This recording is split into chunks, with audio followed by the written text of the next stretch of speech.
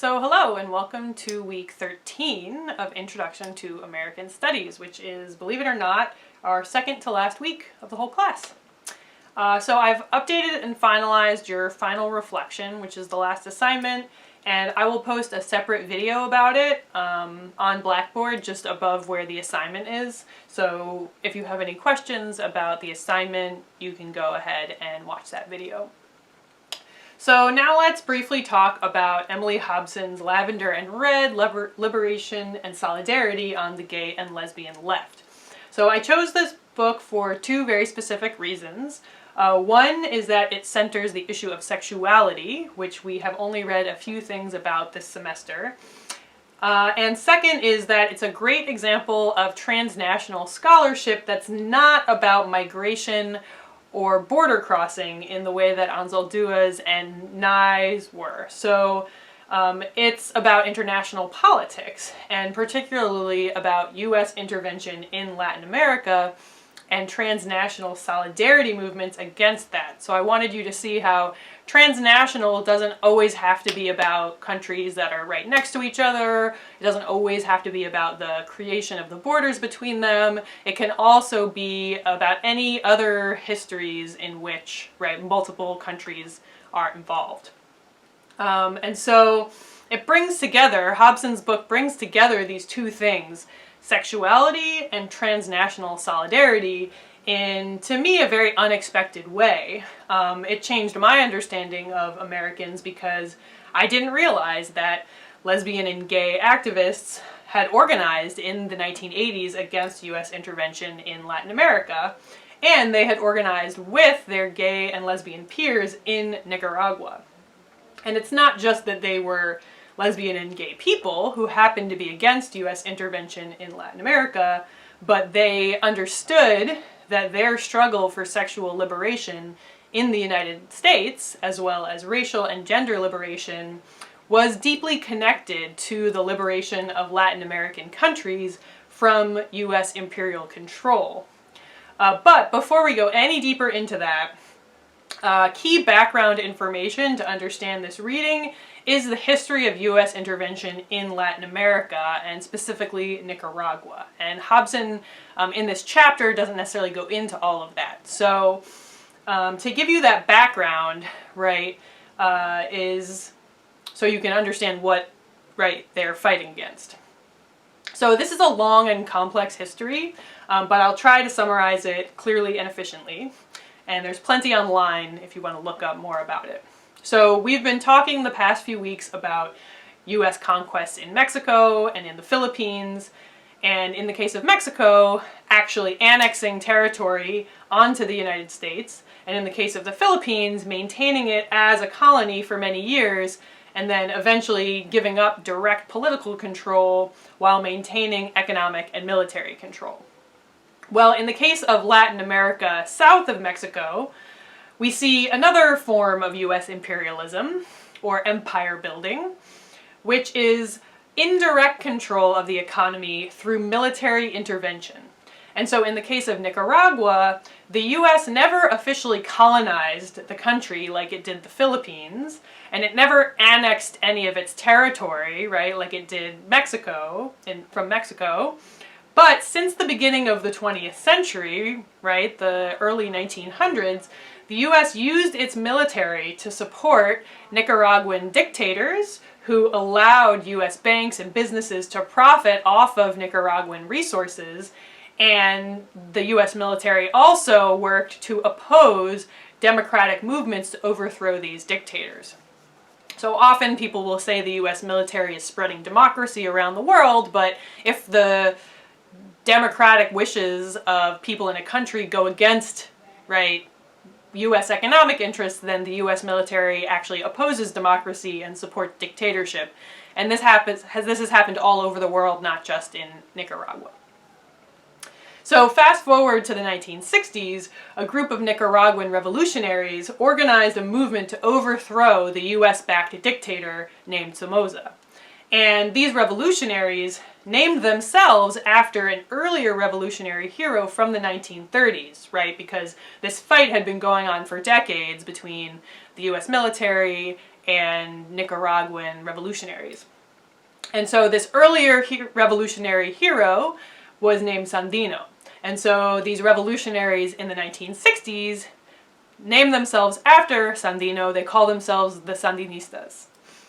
And the Sandinistas gained in popularity within Nicaragua over the course of the 60s and 70s until in 1979 they actually succeeded at overthrowing Somoza, the dictator.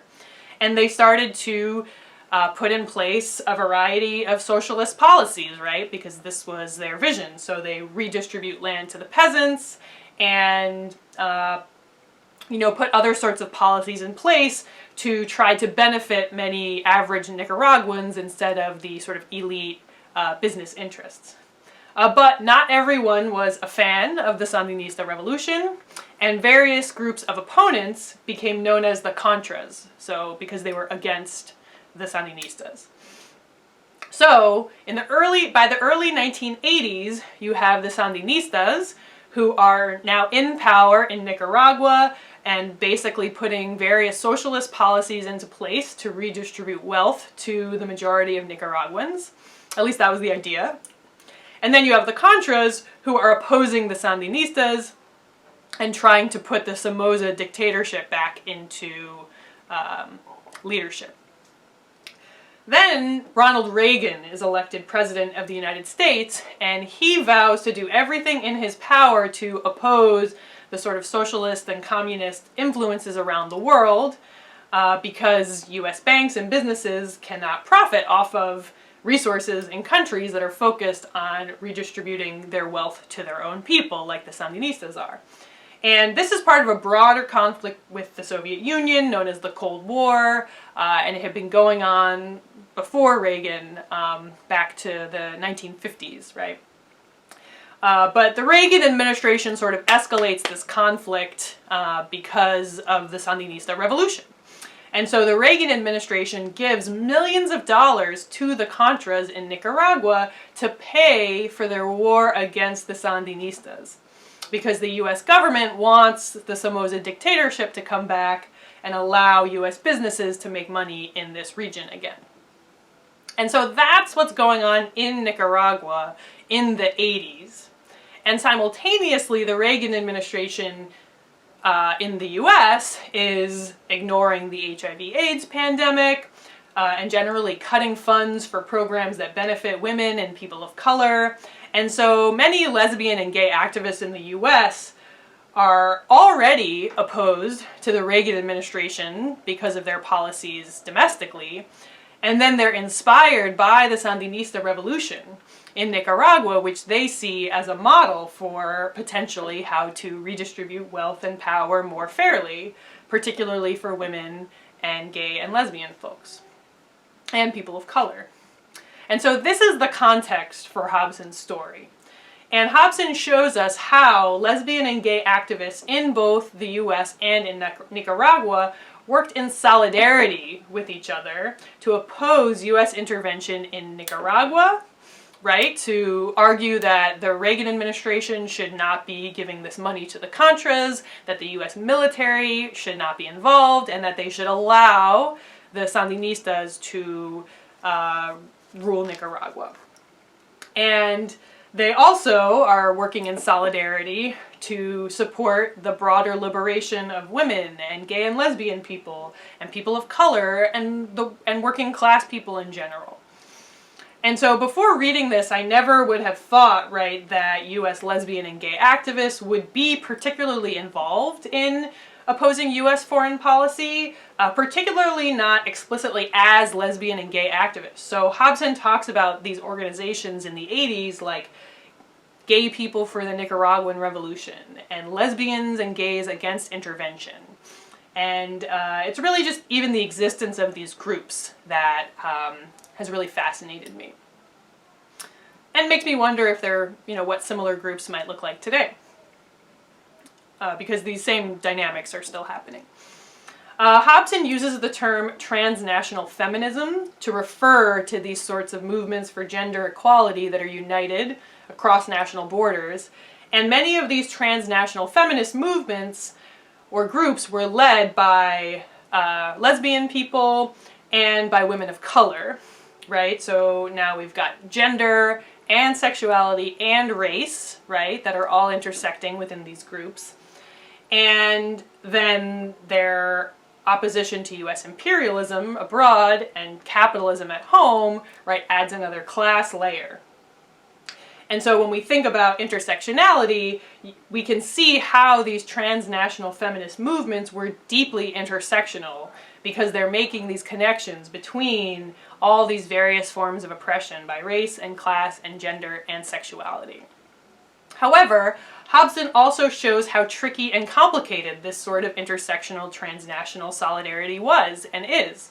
So she shows us how US activists sometimes hypersexualized the Nicaraguans they interacted with, right, based on their stereotypes of Latinx people, right, as very sexual.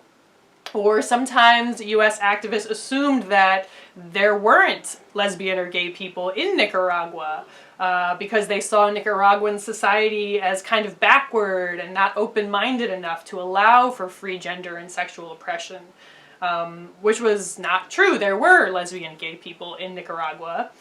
And meanwhile, many of these activists, the Nicaraguan activists, sometimes hid the fact that the Sandinistas were not always the most supportive of lesbian and gay folks. You know, even though they were a revolutionary movement, they were not, you know, perfect by any means. And so these Nicaraguan activists still did believe that they had more potential to get equal rights under the Sandinistas than under the dictatorship, so they didn't want to lose the support of US activists, and so they would sort of, you know, make sure that the story they were telling about the Sandinistas was as positive as possible. And so basically Hobson is showing us examples of what radically intersectional and transnational movements for liberation look like, and she's showing us how powerful they can be, but also how complex and difficult it is to navigate all of the differences between people and their cultural and national contexts. And so to me, the main takeaways from this reading and lecture are, one, that the US has a long history of intervening in Latin American countries to protect its own economic interests, and two, that intersectional and transnational movements have opposed this sort of intervention. So I hope that is somewhat clear. And if not, as always, please let me know. And as usual, your reflections and discussion board posts are due Sunday at midnight. And I recognize it is a holiday weekend, so if you need more time, just let me know. And I will see you next week for our very last reading.